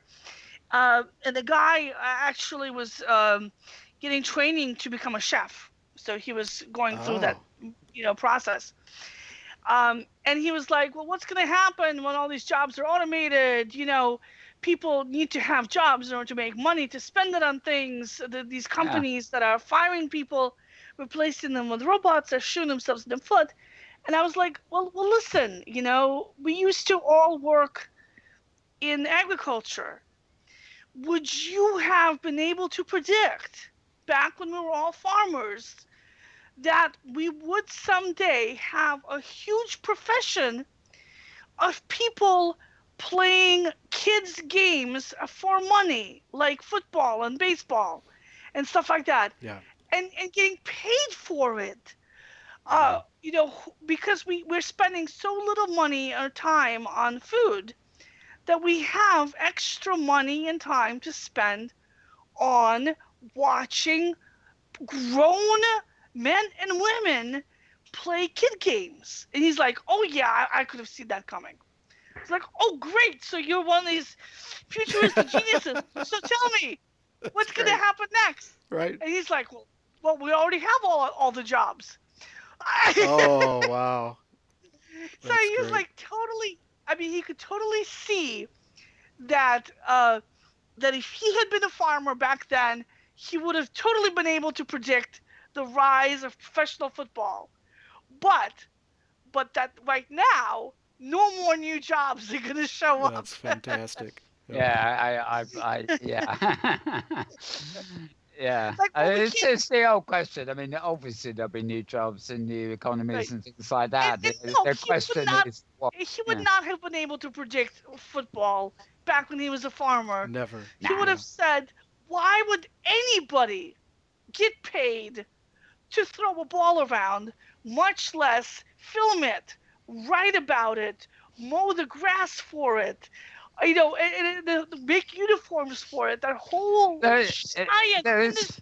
surrounding it. It's a wonderful adage, we really can't predict the future, but prophesy the future. We can just make best guesses or, sort of rough risk assessments, judgment calls. But there's one great thing about being in the present, and that is you can always say, I predicted this. I totally saw it coming. Totally saw it. Yes. Yeah. No, you did not. No, you did not. I think You did not see this coming. Yeah, even Nostradamus missed football. He didn't get that one. There's no way Yep. you can predict football. I mean, it makes no sense to have a whole industry of grown men and women throwing balls to each other. I mean, it's so insane how huge that industry is. Sure. And it's It's not almost like it's really almost as if entertaining. They're it's playing almost there's no plot. There's no character development. yeah, It's not like it- storytelling or movies. They're it's playing the almost same the game over and over again.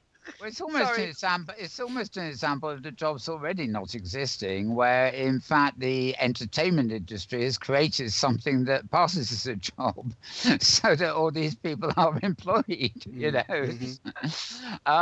serves no purpose other than entertaining other people, I suppose. But so much. Now with multi-channel television, stuff on the web, and everything else. So many jobs in the modern world are in service industries and in entertainment and media and stuff, and they are all, these are all occupations that are very worthy, attractive to me, but they are they're not exactly the lifeblood of keeping the human race alive, you know. But you know, the actual people who work on the farming, the agriculture, the you know, the essentials, are actually fairly much a minority, and a lot of the hard labor type jobs are being roboticized, you know. So it's like a particular genre of job. You know, if a robots and mechanics can replace it, it's often cost effective on the production line, but you know, it's also a relief. You know, you don't want, you know, I don't imagine the old days of people going down into coal mines and stuff. If you can send Yeah. robots down there to do it, why risk human lives? So there's that side of it too. So Oh you yeah. know, it's down to what we've often mentioned, you know, what will be the balance in terms of what how many new jobs will be created for the increasing automation of old jobs, and we just have to assume that and hope that new new occupations and well, new jobs or occupations that somehow fit into an economic existence actually pop up to replace the old ones. But it's all unpredictable. That's what the future's all about, isn't it? Well, no, no. Job growth is kind of predictable, because it has to do with the amount of investment we have to make, the amount of credit available in the economy. So, for example, if I have spare capacity in my credit card or in my house mortgage, so I can borrow against it, I'm going to be more likely to invest in starting up my own business or to invest in expanding an existing business. And there's a sort of very strong economic laws about that. So, in general, when a country wants to speed up its economy, it reduces the brakes on creating and expanding businesses. So, you want a little bit less paperwork to start a new business, lower registration requirements, lower cost of capital, lower cost of hiring people, more kind of flexible hiring options. It, and the more of those you have, the more likely someone is to start a business and to expand it. And it doesn't really matter how many jobs are being moved to China or not. That is a totally separate and irrelevant issue, um, because the jobs that are moved to China, I mean, the people in China are just now buying more stuff from us. That's not, it does, that part doesn't, it affects an actual individual job that moves to China, but it doesn't affect the total number of jobs that are available. The total number of jobs that are available has to do with those costs of capital and job creation processes, which is something everybody forgets, because it's easy to say, oh, this particular job has moved to China because that's a very concrete job. But to say, oh, these jobs were created as a result is very difficult to point to, because, well, now those people in China are now buying more Diet Cokes, and the Diet Coke designers and promotional people work in Atlanta, so we can hire a few more of those. So that's a very difficult chain of causation to point to, Okay, yeah. whereas one manufacturing job moving to China is very clear to point to. Right. So you get those people saying, oh, you know, we want to have more trade obstacles. Well, no, trade obstacles are Yeah. one of the things that actually hurt job growth. If you have two countries that trade with each other, they're going to have more job creation between the two of them than two countries that don't have any trade with each other. So, Sure. because allowing trade allows more specialization, which means more productivity, which means more efficiency, which means you're now richer and you now can invest in more things and do more stuff. So economic growth, the more trade you have, the more economic growth you have overall for everybody. And a lot of people miss that. But the same goes for technological improvements as well.